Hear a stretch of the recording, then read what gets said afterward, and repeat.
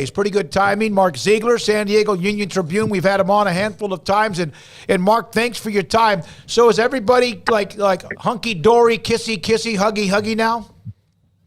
I don't think so. Look, you're not going to get over something like this just in 10 minutes. And we'll see as the season goes on. You start playing games,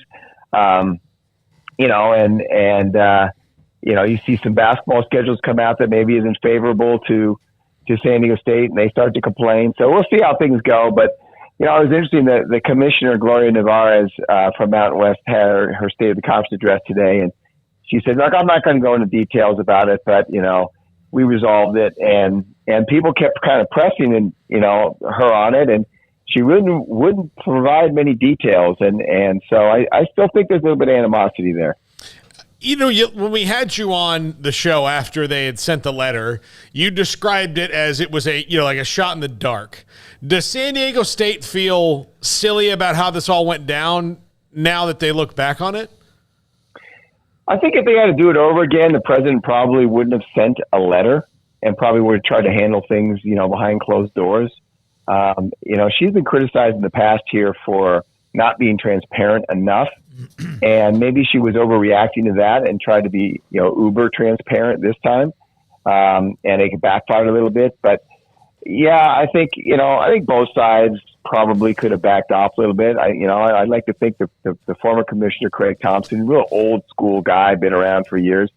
He probably would have handled this a little bit differently. She's a new commissioner. She's got these other schools that she's going to have to answer to if or when San Diego State leaves. She probably was trying to show a little bit more strength and backbone than maybe Craig Thompson would have felt necessary. And so I think those two things kind of combined to escalate things to a point where it just got out of control and lawyers got involved and they de-escalated it finally yesterday. So, Mark, in the grand scheme of things, what does this mean as far as any sort of timeline and obligation, and how long is San Diego State locked in now with the Mountain West for those who are going to obviously continue to bring up the Pac-12 and that kind of deal? Is that something that's off the table for a time, or for a while, or is that something that could still, switch at a moment's notice? How does all that kind of set up now with yesterday's decision? Well, I think it keeps San Diego State in the conference for at least 2 more years. They're already going to be in it for 23-24. We knew that. Right. Question was, what happened after that? And to leave the Mountain West, you got to give them 1 year's notice. If you give them a year's notice, it's $17 million. If you give them less than that, it's $34 million. So if the Pac-12 comes calling to San Diego State, later this summer and says, okay, we sorted out our TV deal. We got everybody still in the conference. We want to expand. We want to add you and SMU. We want you to come in 2024. Can you come? San Diego State is probably going to say no at this point because it has been on the record saying we can't afford to pay a $34 million exit fee. 17 was going to be hard enough. And that's what they're looking at now. That was sort of the resolution yesterday. And they've kind of resigned themselves to the fact they're going to be in this conference for 2 more years. Now, could that change? Of course it could. Everything changes in conference realignment. And maybe they come back to the Mountain West and said, tell you what, how about you take 20 or 25 and we call it a day? That could happen as well. But as things stand right now, I don't think the Mountain West is really going to budge on its exit fee. San Diego State's a cash cow for them when it comes to the NCAA tournament. They think they're very good in basketball, will be good again, and should get them more shares. So they want them in the conference for that reason. So I don't see them budging on the exit fee that much. So I think San Diego State, as things stand now, are locked in for 2 more years, and then we'll see what happens after that. Mark, do you know, or have you been able to get any inclination whatsoever if the Pac-12 said something to San Diego State? Maybe San Diego State jumped the gun. Okay, that looks like that might have happened. But was there a promise? Was there anything that would have put them in a position where they were going to jump the gun? I don't think so. I know they've had conversations, regular conversations, but I think the Pac-12 has been pretty I think they've been pretty honest with them and shown interest. But, there's no way that a commissioner can make that kind of promise. A commissioner does not extend, expansion invitations. I think a lot of the public misses that. The membership does. And if you don't know who's in your membership, you don't know who's going to be in your conference, how can they extend expansion, make expansion promises?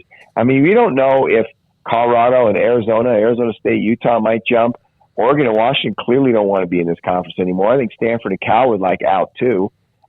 So you don't know who's still in it. And so I don't think anything was said. I think maybe the president might have misinterpreted some of the nuances of some of the game and advances and got a little bit over her skis on this. But I don't think – I know the athletic director for sure. I mean, he was very, very measured, has been measured all along. And they're very hopeful, but I don't think anything was said or promised. And I think, they just bumped upon this deadline that they never expected in a million years when this started last year would be a factor, and suddenly it was, and they have to stay.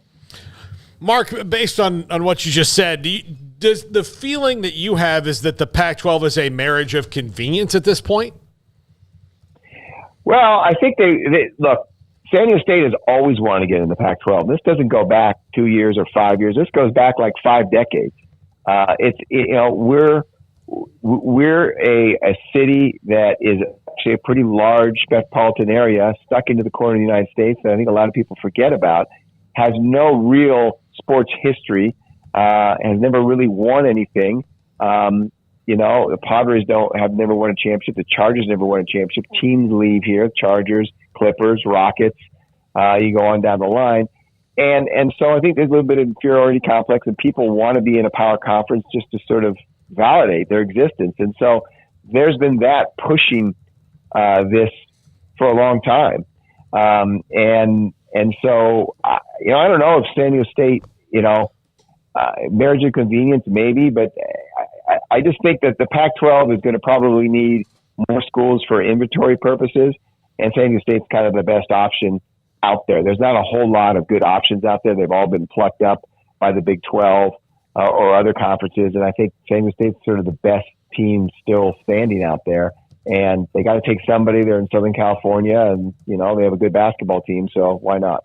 Fortunately for the Aztecs, they don't have to wonder about the answer to this question. But hypothetically, because let's say things had gone differently, and the Mountain West said, "You know what? No, we're not going to take you back." What would have happened, do you think, with San Diego State? Well, they would have just sued, and I think they would have gotten back in anyway. And that's what, going back to your very first question. Is this over? They're all singing Kumbaya. I mean, look, clearly San Diego State has laid its cards on the table. It doesn't want to be in this conference. And I don't think a lot of other conferences given the choice, a lot of the teams the conference given a choice would want to be in it either, just because of the money and the financial stakes. But they're not out there saying that. San Diego State is saying that.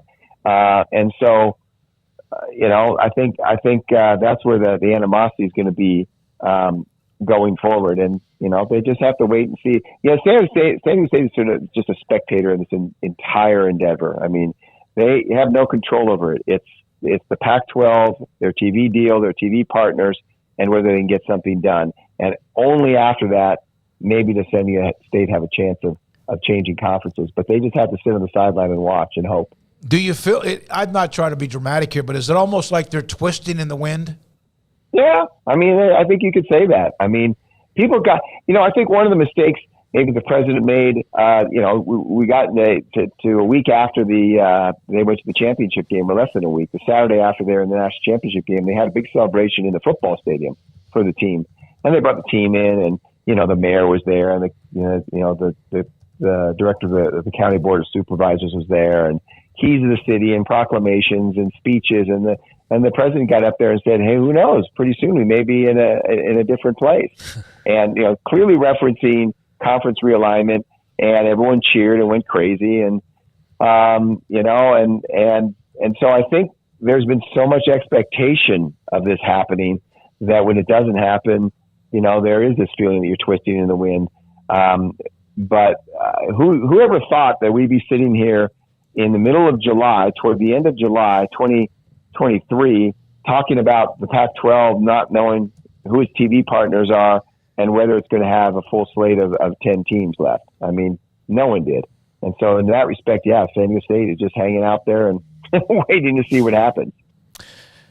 One football question for you, because there are media days and all of that's still going on as well, although this is, obviously been a very interesting story, but did see where in the Mountain West preseason voting, San Diego State gets the one first place vote, 4th overall behind Boise, who seems to be the overwhelming favorite, Air Force, Fresno State also receiving some first place votes. Just your thoughts on that pecking order and where San Diego State sits at number 4 and the Mountain West race as it arrives upon us here?